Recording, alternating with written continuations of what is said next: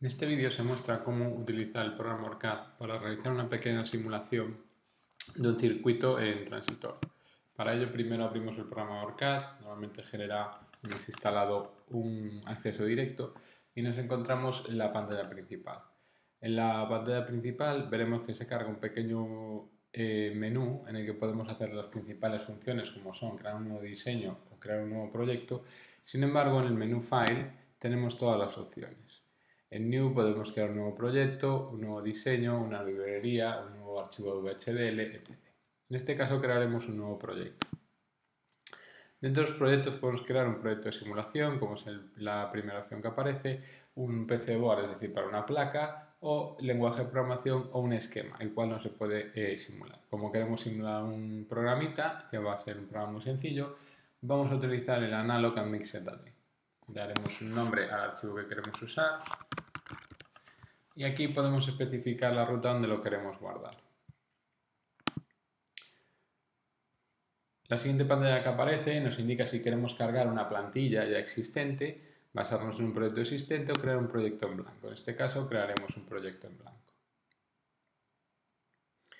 Una vez creado el proyecto, lo que se carga es una página de dibujo, la cual es un cajetín de plano, como podemos ver aquí están los datos del cajetín, y en él es donde dibujaremos nuestro circuito para posteriormente simularlo.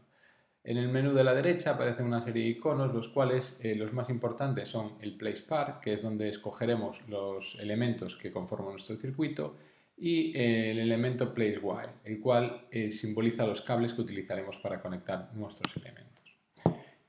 Lo primero que haremos será coger una fuente de tensión, en este caso una fuente senoidal, VSIM, por ejemplo. Vemos que si escribiendo el nombre en el recuadro Part, nos va filtrando en base al nombre de todos los dispositivos que hay disponibles. Esos dispositivos se encuentran en la parte de librerías, en esta zona, la cual debe estar cargada. En caso de que no estuviese cargada, tendremos que pulsar el botón Add Library de forma de que pudiésemos añadir la librería donde estuviese guardado ese elemento que estamos buscando. Una vez añadido el elemento, vamos a añadir, como vamos a hacer un circuito muy sencillo, que es un divisor de tensión, dos resistencias. Las resistencias en este caso se buscan la letra R, usaremos dos resistencias de un K.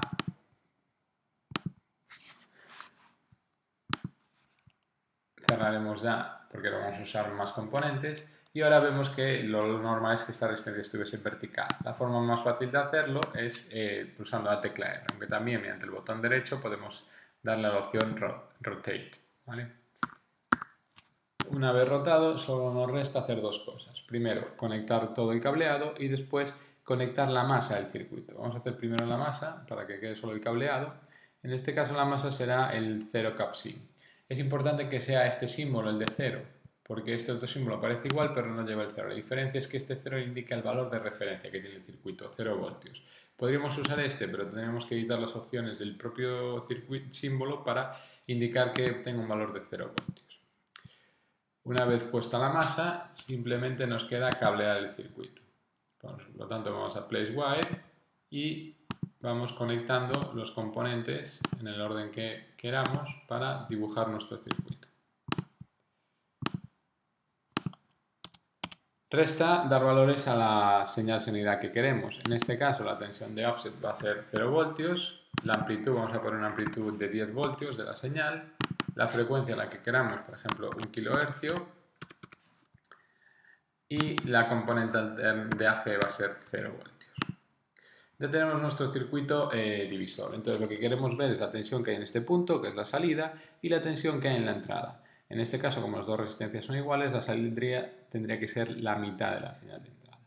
Lo siguiente que nos resta es configurar el análisis. Para eso, en este botón donde pone New Simulation Profile, lo que haremos será crear un nuevo perfil de simulación.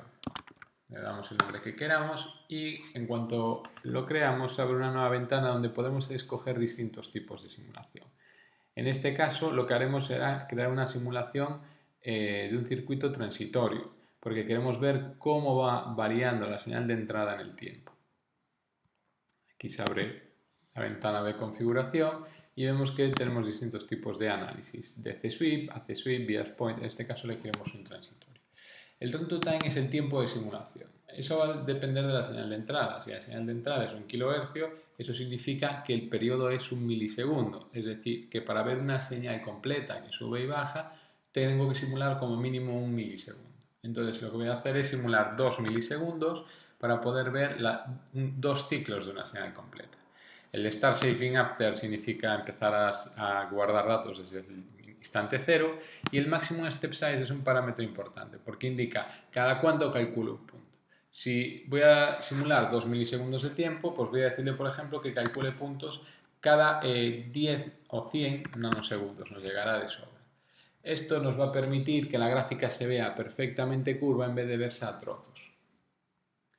Una vez guardado el perfil de simulación, solo me restaría simular.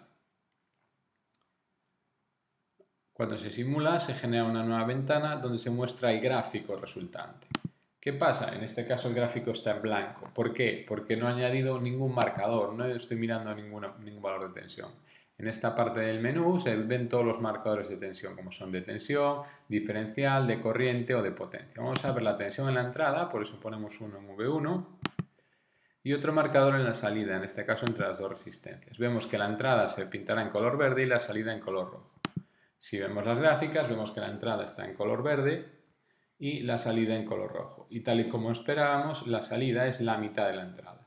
¿Cómo podemos ver estos valores exactos? Bueno, en esta ventana hay una serie de botones de menú, como son para hacer zoom, ajustar el zoom manualmente, hacer transforma de Fourier, etc. Pero con este botón lo que haremos será movernos a través de la gráfica con el cursor.